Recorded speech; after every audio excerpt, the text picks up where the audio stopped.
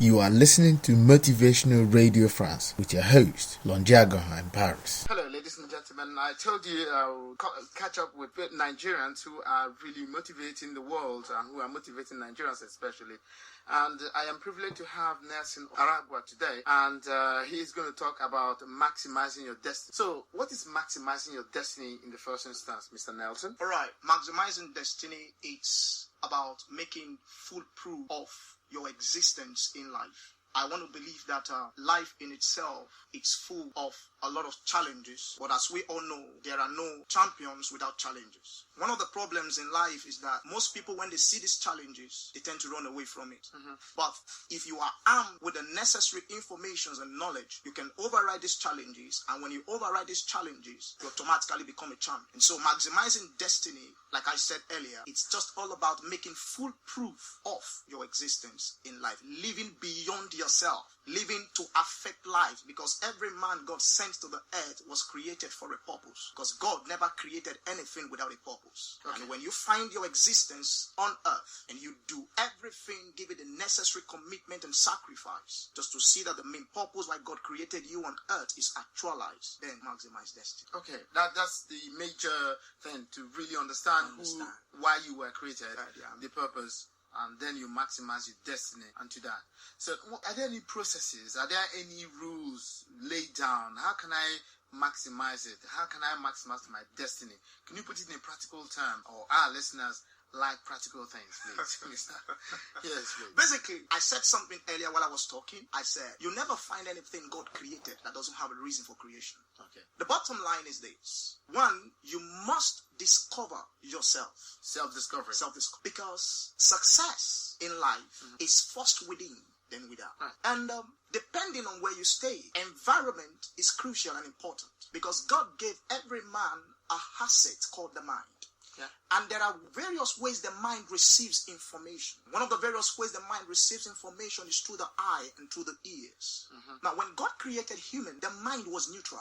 But based on the environment where we find ourselves, based on what we hear and what we see, we begin to feed the mind with these things. And most of these things aren't healthy, especially in this part of the world, Nigeria, where youths are living a mediocre life based on what their environment has communicated to them, and they have accepted it as truth and their work. Whereas there is more to life than what they see. So how do you counter the environment? Because since you said it plays a role in all this, and based on the fact that the environment is very, very crucial, right? How do you encounter that problem? How do you fight this environmental negative aspect? How would you fight that? Well, to fight this environmental aspect, there is such a thing called knowledge. Okay. Now, the Bible says that my people perished because they lack knowledge. Now, there are great minds we can interact with, even without seeing them.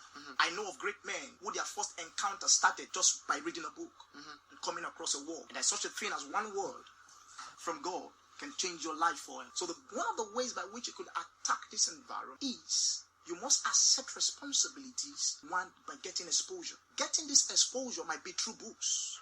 Because in books, you find people writing about their experiences, and you can leverage on this experience. Number two, leave your comfort zone and get into places where you are desiring to be and see the way things are wrong. Because the moment you remain within your locality, there are a lot of things you won't have access to. Another thing is that the world is at our fingertips. You go online, you see a lot of things. You see, sometimes I tell people that you might say you don't have the money to go to London. You might say you don't have the money to go to America, but at least you could see a taste of America from the internet. You could see a taste of London from the internet. You could watch videos on YouTube. And these are things that will help you reprogram your mindset. And once the mind is reprogrammed and stored with new things, that is why the Bible talks about the fact that renewing the mind. It's a continuous thing. We have to keep at it. And if the mind is not guarded, because the Bible says, guard your hearts with all diligence, for out of it protrudes the issues of life. And out of the abundance of the heart, the mouth speaks. So one of the ways by which you could counter this environment, now listen, some of us stay in this part of the world, and yet we'll make an impact. Right. Because I believe that excuses are made. Excuses are made. They will manufacture excuses. They manufacture it. Now, I'm not neglecting the fact that we have challenges in this country. But I believe that problems are created to be solved. Right, I agree with that. Because most of the developing nations or the developed nations we talk about today, they didn't just become developed overnight. They didn't just start There is a up overnight. process. Yeah, That's a process. They started from somewhere. Yeah, that's a process. I tell people this. I say, one of the things that makes a nation wealthy, it's not based on the mineral resource the nation possesses, but how resourceful the mind of its citizenry are. There are nations that do not have as many mineral resources we have in this country, yet they're productive. I agree with you. I agree on that because I believe one of the biggest problems or challenges Nigeria has as a country is the fact that the population, majority of the population is illiterate or not educated. And so it's very, very difficult to impact knowledge in such a society where things will not change dramatically the way they're supposed to change. Because of that illiteracy, the level of illiteracy here. And so I believe that one of the things Nigeria should do is to fight or try to fight illiteracy in the people. Because if the people are empowered through education or knowledge, and then things will begin to move faster than empowering them with money or cash. No, I think being resourceful is from the mind, like she said. Yeah. You need to start from the inside. That's from the inside. It's from the inside. It's inside game. From the inside. Right. So the question is, talked about knowledge and the environment and all the rest, which I agree totally. Now, how would anybody on the street doesn't have the knowledge, who doesn't have the money, doesn't have the connection and whatever, how would you advise that person to stand up and take charge of his life? What would you do? How would you start? Make it practical this time. All right, now we have a popular saying that says that the journey of 1,000 miles begins with a step. Yeah. Now, one of the things I do is this. Like I said earlier, I run a monthly event captioned Maximizing Destiny with Gems. And one of the ways I feel I would help those people is the meeting. It's at no cost. Free of charge. It's free. Now, when they come in for the meeting, we do video projections because there is such a thing called the power of sight. Yeah, from the mind and the see. And once you see it, it's registered. So one of the things we do in that meeting is we project to tell young people the current state of the country and how they can start from where they are and begin to navigate so as to prevent them from having that same experience. And so one of the ways by which I help the people around, there are places they can't go really because of cash. Sure. Now, I do have the cash. I go get this information. Now, majority of them might not be able to read books. I buy the books. I read, digest it, and communicate it to them the way they can understand it at their level. Yeah, I agree with you because knowledge is all about getting to the person's level where he is. Go to where he is, because if for any reasons you are not communicating perfectly to them where they are, they wouldn't follow you. They wouldn't follow if you. Go to their level, then they begin to follow you. Okay. You understand? So you read in their own, you get the knowledge for them, and then translate it to them. Yeah.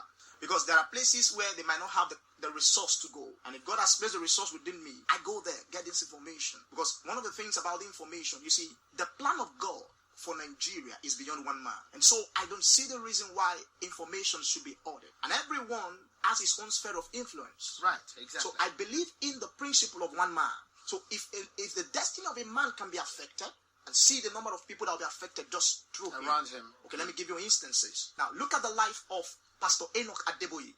One man influencing millions of people. Look at the lives of Bishop David Oyedepo. One man influencing the lives of people. Look at the lives of Sam Adeyemi, Miles Monroe, the lives of Dangote. One man influencing the lives of several people. So I believe if I get this information and I pass it across, out of a population of 100 or 150 or 200 or 300 or 500, I believe these seeds can be sown into the life. Even if we go by the Pareto principle 2080, 20 of them can get information, or 20% of them can get information. And if 20 of them get this information and run with it, imagine what will happen. So one of the ways by which I address this issue is to bring, now we're planning to run programs in our institutions. And this program will be at no cost. Right. For no charging. Just to give a lot of people access to hear the truth. Because I believe if people know the truth, they will act.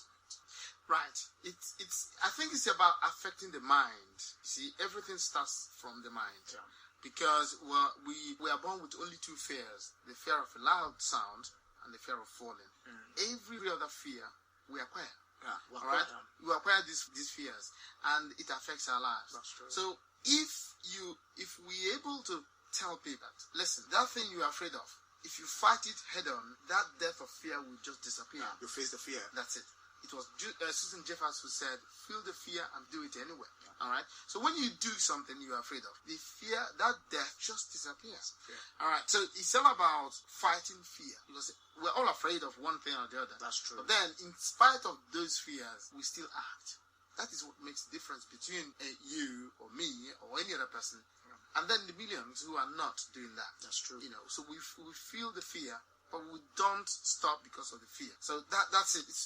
That's very good. Now, you talk about empowerment and running into schools and all that.